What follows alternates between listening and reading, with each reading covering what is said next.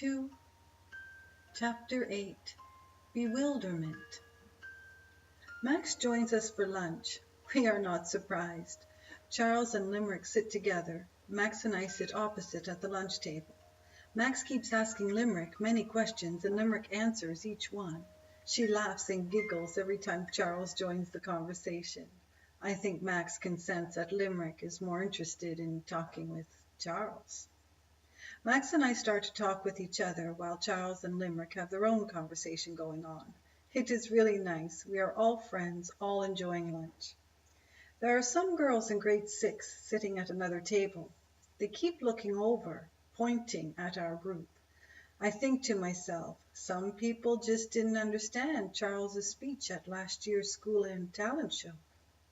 It is obvious these girls are making fun of our group. I think they are jealous of Limerick because she does stand out with her appearance and her accent. Limerick has very long hair. She can almost sit on the end of her ponytail. I don't think anyone has hair that long in our school. Limerick looks over at the girls and smiles. They just stare back at her. They do not smile back. Limerick then smiles again and makes a slight movement with her hand, like waving hello. And still, they just stare.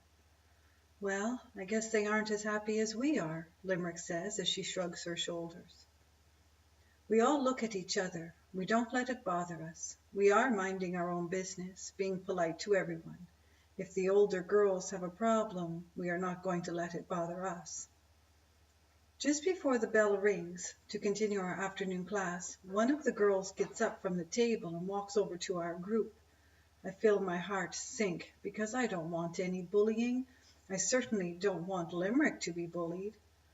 Where are you from? The girl with the tough voice asks Limerick. My family has moved from Ireland, Limerick says in her soft, happy voice. Well, you better mind your own business now that you're in our school. Limerick looks with a puzzled face, knowing she has been minding her own business, that the bossy girl walked over to us. Charles stands up face to face with the girl. The girl is taller than Charles. With great strength in his voice, he says, Your group is more than welcome to join us, so you can see how nice Limerick is. Limerick, what kind of foolish name is that? Charles doesn't back down.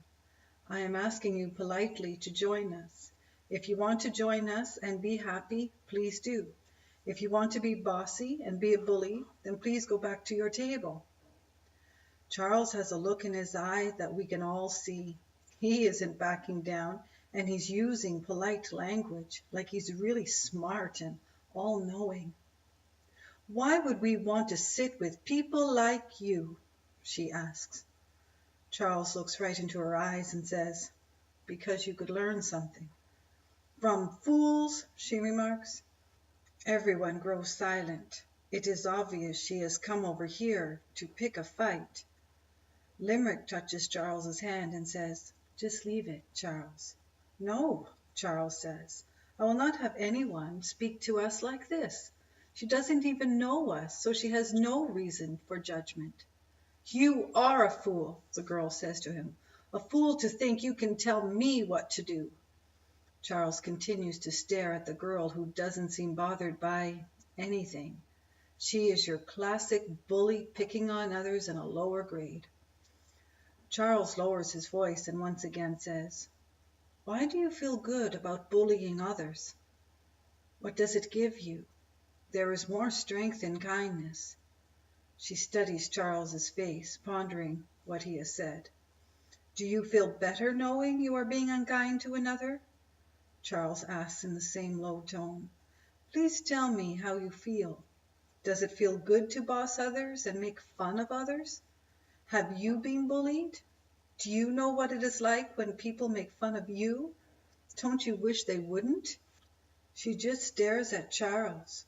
I can see her face begin to soften. I can also see she isn't going to volunteer any answers to the questions Charles is asking. Just mind your own business, she mutters to Charles. Charles replies, We were minding our own business. It's you who isn't minding your own. Her face turns red in anger. I'm thinking Charles is really going to get it. He looks right at her, not standing down, certainly holding his own, and says, "The next time you want to walk over to our table, you are welcome to join us. We have been kind to you. Perhaps it is in your best interest to be kind to others." Again she softens, and just then the bell rings to head back to class. The girl leaves, and we stand up. Limerick turns to Charles and says, "Thank you, Charles, for being so brave." He says, "It isn't bravery. It feels more like common sense. She knows she is a bully, and bullies are insecure within themselves. That's why I invited her to sit with us." Limerick, with a twinkle in her eye, tells Charles that he is smart and kind. Max and I can see the friendship Charles and Limerick are developing.